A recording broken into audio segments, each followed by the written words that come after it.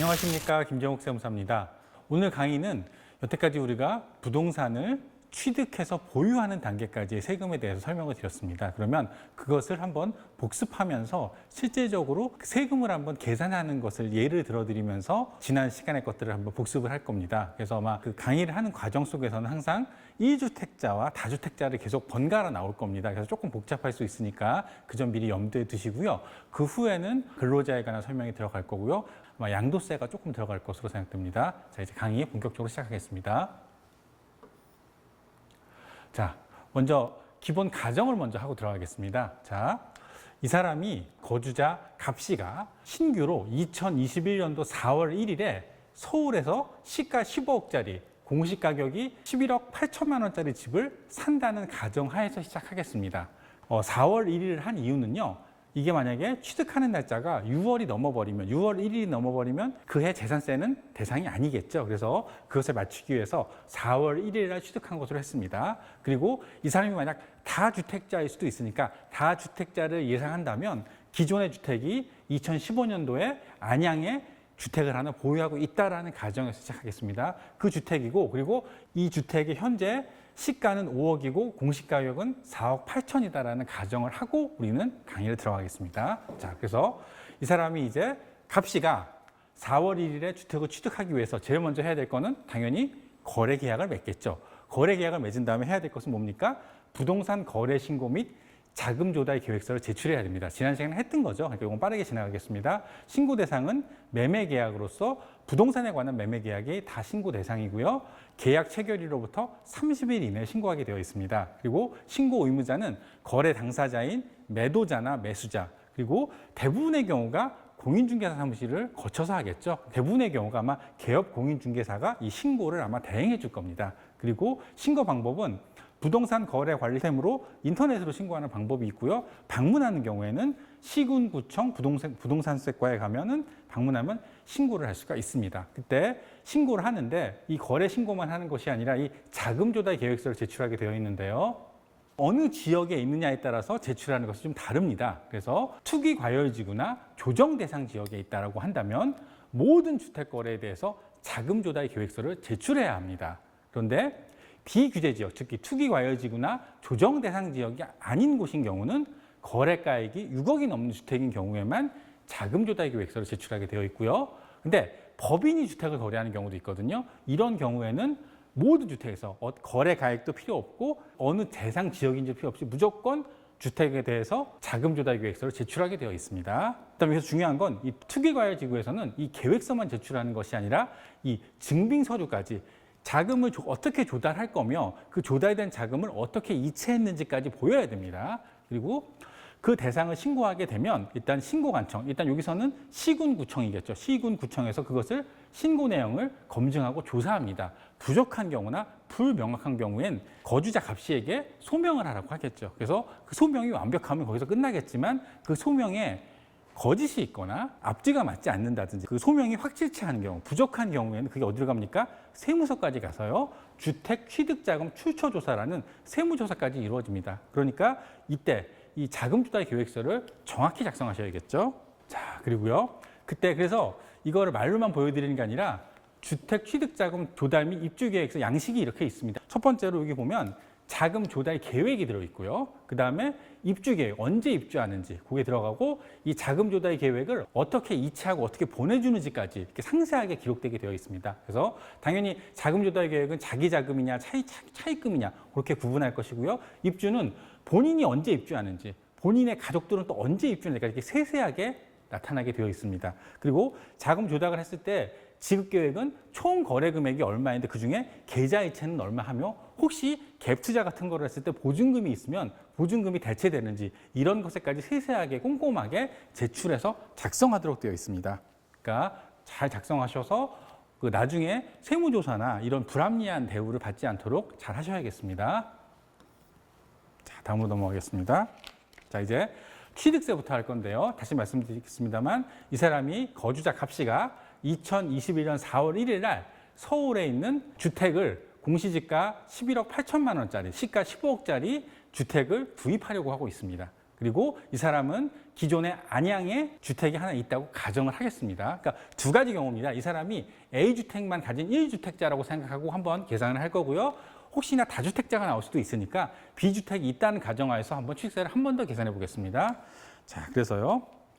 자, 취득세. 자, 2021년도 4월 1일 취득했으니까요. 만약에 거주자 값이가 A주택이 1세대 1주택인 경우, 주택이 딱 한 개인 경우, 그러니까 무주택자였다가 A주택을 취득함으로써 1주택자가 되는 경우인데요. 자, 이럴 때는 이 사람은 기본세율을 적용합니다. 취득세 기본세율은요, 1%에서 3%까지 있습니다. 그래서 6억이 안 되는 경우, 그러니까 유상 거래 금액이 6억이 안 되는 경우는 1%고요. 6억부터 9억까지는, 6억 이상부터 9억 미만까지는 1.01%에서 2.99%고요.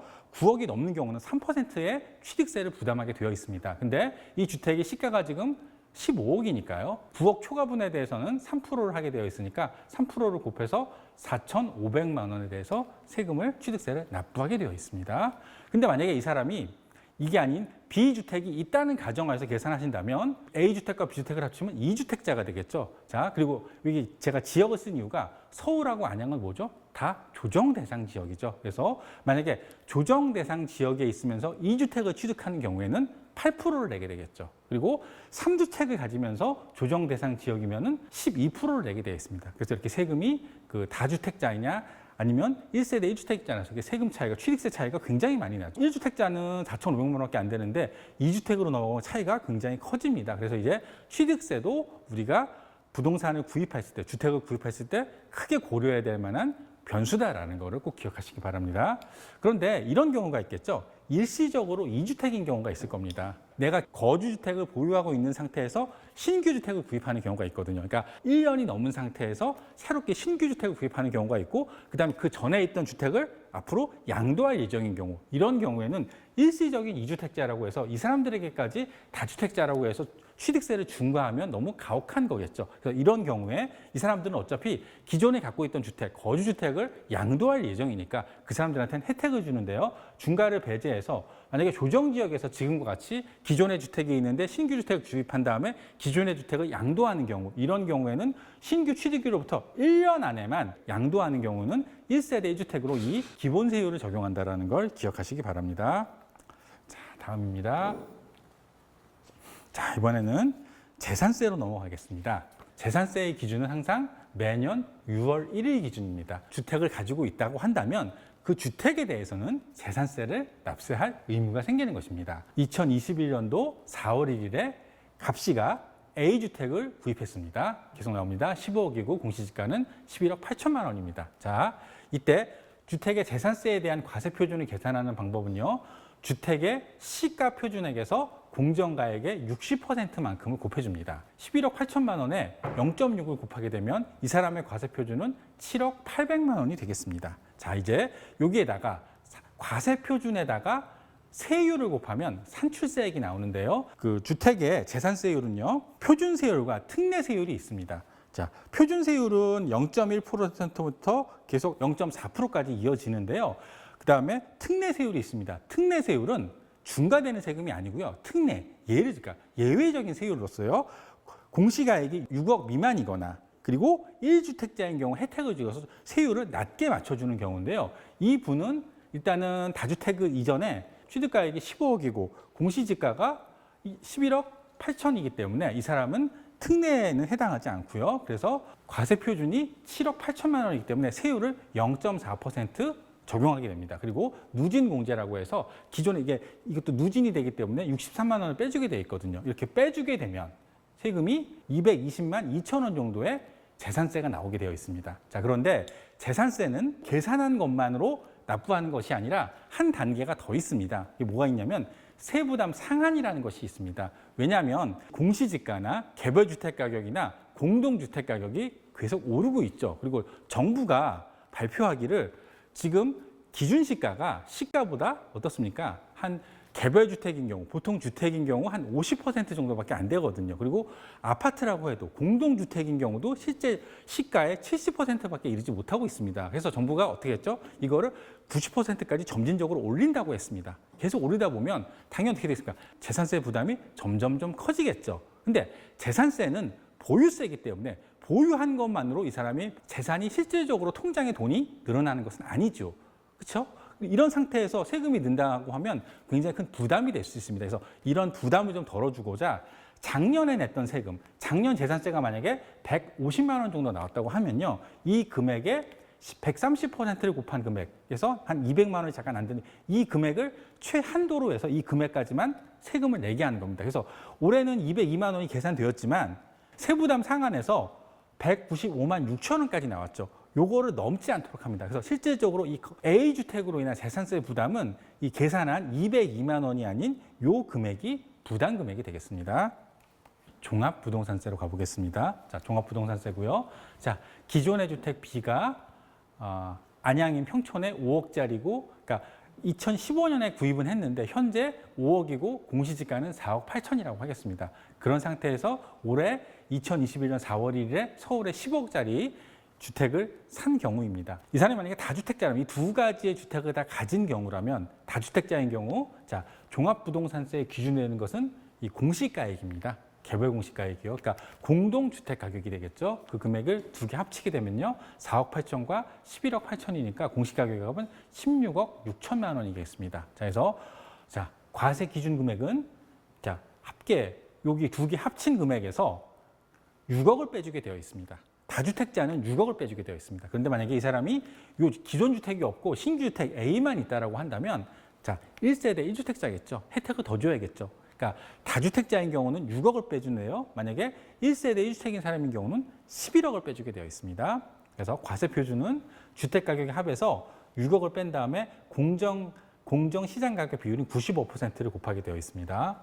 A와 B를 동시에 보유한 다주택자인 경우는 아까 말씀드린 대로 16억 6천만 원에서 6억을 공제해 준 다음에 0.95를 곱하게 되어 있습니다. 이때 과세 표준이 10억 700만 원이 되겠죠. 그다음에 A주택만 보유하고 있다라고 한다면 이때는 11억 8천만 원에서 11억을 빼줘서 거기다가 0.95니까 7,600만 원이 과세 표준이 되겠습니다. 자, 종합부동산세는 이렇게 과세 표준을 구한 다음에 세율을 곱하게 되어 있죠. 세율을 곱해서 산출세액이 나오면 산출세액에서 공제할 재산세액을 차감하게 되어 있습니다.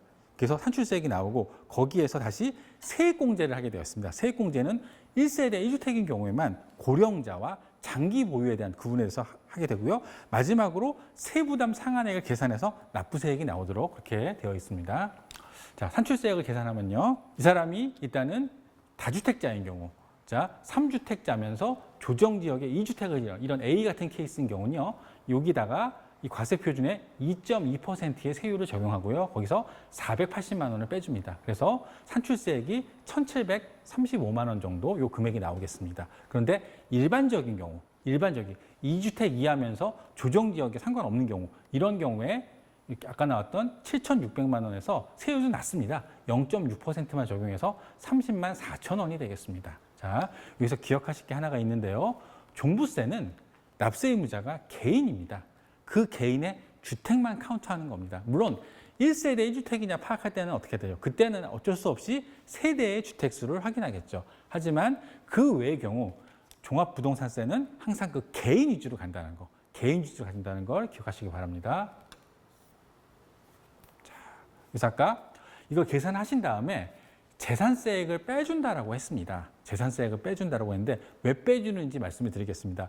사실은 이거를 제가 계산을 해서 처음에 넣어봤거든요. 근데 너무 계산이 복잡하고 숫자만 많아서 이거를 왜 넣을 필요가 없을 것 같아서 그 재산세액을 빼주는 그 원리만, 그 이유만 말씀드리려고 이것만 하겠습니다. 자, 아까 이 사람들이 다주택자인 경우를 가정을 하면요. 아까 공시지가가 두 개 합친 것이 16억 6천만 원이었습니다. 그러면 16억 6천만 원을 한번 분해해 보면요. 아까 공제를 6억을 해준다고 했죠. 6억 부분과 그 초과분인 10억 6천만 원이 이 두 부분으로 날 수 있는데요. 자, 어차피 전체에 대해서 16억 6천에 대해서 재산세는 부과를 했을 겁니다. 그렇죠? 그러니까 재산세가 이미 7월과 9월에 납부를 했을 겁니다. 이제 12월이 돼서 종부세를 낼 건데요. 종부세를 내려고 보니 똑같은 금액인데 거기에서 6억을 초과한 이 부분 10억 6천에 대해서 또 종합부동산세가 부과가 되는 거죠. 이게 어떻게 될까요? 이거는 엄밀히 말하면 이중과세입니다.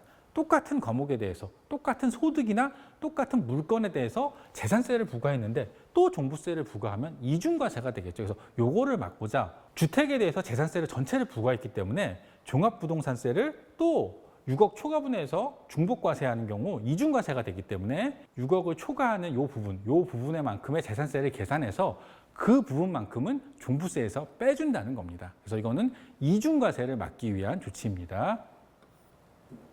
자, 그리고요. 1주택인 경우는 아까 계산한 산출세액에서 두 가지를 더 빼게 되어 있는데요.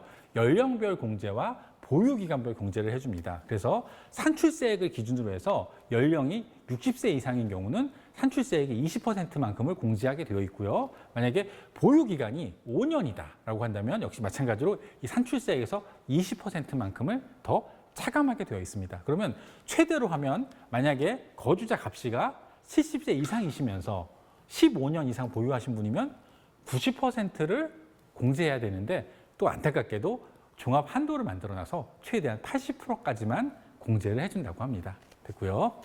자, 그다음에 이제 마지막으로 항상 재산세와 종부세는 두 개가 되게 비슷한 세율입니다. 그래서 어떤 특징이 있냐면 세부담이 너무 늘어나는 것을 방지하고자 세부담 상한이라는 것을 만들었는데요. 아까 재산세에서도 말씀드렸죠. 재산세에서는 재산세만의 세부담 상한을 해서 작년보다 몇 프로, 105%, 110%, 130% 이렇게 그거를 넘지 않는 한도를 설정했는데요.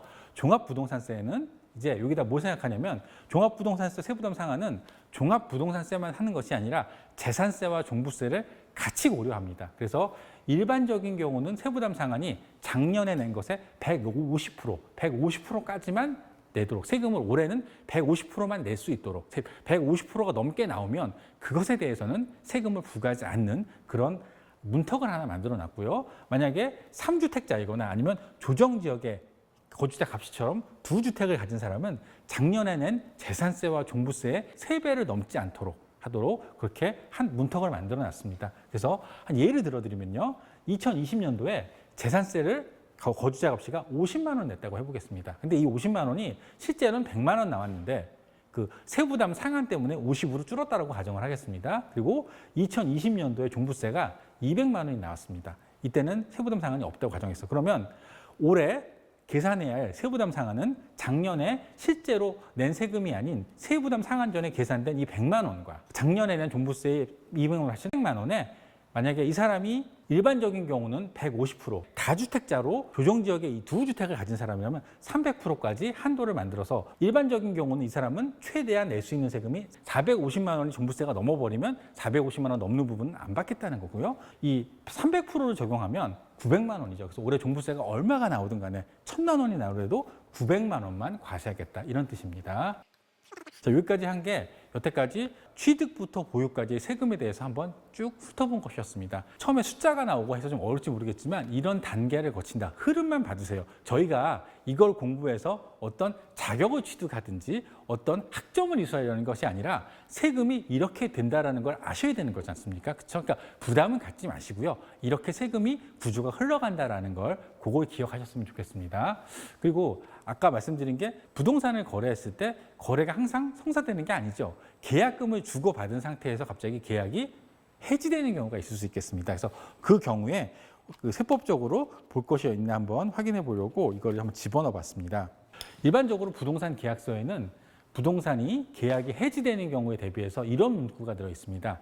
매수인이 중도금을 지급하기 전까지 매도인은 계약금의 배액을 상환하고 매수인은 계약금을 포기하고 계약을 해지할 수 있다라는 이 문구가 아마 들어갈 겁니다. 그래서 여기서 날 수 있는 건 하나하나 좀 분석해 보면요. 중도금을 지급하기까지 전까지라고 했으니까 만약에 중도금이 지급되면 어떻게 될까요? 부동산 계약은 해지할 수 없다는 얘기입니다. 그리고요. 만약에 파는 사람, 매도인이 계약을 해지하는 경우는 계약금의 배액이라고 했으니까 계약금 받은 거의 2배만큼을 상환해야 된다는 뜻이고요. 매수인 때문에 계약이 해지되는 경우는 자신이 냈던 계약금을 그 위약금으로 대체하게 되어 있습니다. 그런데 부동산 계약이 해제돼서 받게 되는 위약금은 그냥 끝나는가? 아닙니다. 이것도 마찬가지로 세금이 걸리게 되어 있습니다. 그래서 소득세법에서는요. 계약이 위약 또는 해약으로 받게 되는 소득을 기타 소득으로 구분하게 되어 있습니다. 기타 소득. 그러니까 일상적인 소득이 아니라 일시적으로 정말 몇 년에 한 번, 평생에 한 번 나올까 말까한 흔하지 않은 세금이다라고 해서 기타 소득이라고 분류를 했고요. 이런 경우 매도인, 팔고자 하는 사람이 만약에 계약을 해지한 경우는 원천 징수를 해야 합니다. 그리고 원천 징수율은요, 22%입니다. 즉, 내가 그 사람한테 다시 줘야 될 돈이 1억이라고 한다면 1억의 22%만큼을 띈 상태에서 나머지 차액을 매수인에게 줘야 되는 거고요. 근데 만약에 매수인이 계약을 해지하는 경우, 자, 매수인은 이미 계약을 했을 때 어떻게 할까요? 매도인에게 계약금을 이미 보냈죠. 보냈기 때문에 원천 징수를 할 수가 없죠. 원천 징수라는 것은 내가 지급해야 되는 돈을 줄 때 미리 거기서 돈을 일부 금액을 제한 다음에 주는 것이기 때문에 이미 돈을 이 사람은 준 상태이기 때문에 원천 징수를 할 수는 없습니다. 자, 그랬을 때 예를 들어 보죠. 제일 쉬운 게, 자, 매도 금액이 10억이라고 하죠. 그리고 계약금을 1억이라고 한 경우, 자, 매도인이 계약, 파는 사람이 계약을 파기한 경우 어떻게 되겠죠? 매도인은 계약 해제 시 받은 계약금 1억 원과 위약금 1억을 합쳐서 2억을 매수인에게 지급해야 합니다. 그런데 지급하는데 이 금액에, 죄송합니다. 금액이 잘못됐네요. 이 두 금액, 합친 금액의 위약금의 22%인 2,200만 원을 원천 징수한 다음에 줘야 되고요. 이 매수인은 종합소득세 신고 때 같이 신고해야 됩니다. 다른 소득이 있으면 그 소득과 합산해서 신고를 해야 됩니다. 자, 그리고요. 매수인이 파기하는 경우. 자, 매수인은 이미 계약금 중 계약금 1억 원을 준 상태겠죠. 그러니까 이 사람은 이거를 위약금으로 그냥 대체만 하면 됩니다. 대체만 하고 그 대신에 원천 징수는 할 수가 없겠죠. 그러니까 어떻게 하고 이 사람은 다음에 매도인, 판 사람은 그 돈을 받은 것을 자기의 다른 소득과 합쳐서 종합소득세 신고를 하게 되면 됩니다. 자, 항상 세금에는요, 내가 어떤 돈을 벌었으면 그 돈을 벌기 위해서 쓴 비용이, 경비가 있을 겁니다. 그래서 필요 경비라는 걸 우리가 인정을 해주는데요. 위약금인 경우는 어떨까요? 필요 경비가 있을까요? 거의 없을 겁니다. 그죠? 내가 계약금을 준 것만큼 다시 돌려받는 거지 않습니까? 물론 정신적으로 스트레스를 받을 수도 있겠지만 일반적으로는 없는데요. 그래서 단점이 이 기타 소득이 종합소득으로 들어가면 거래 금액이 큰 경우 종합소득세 부담이 굉장히 크게 되어 있습니다.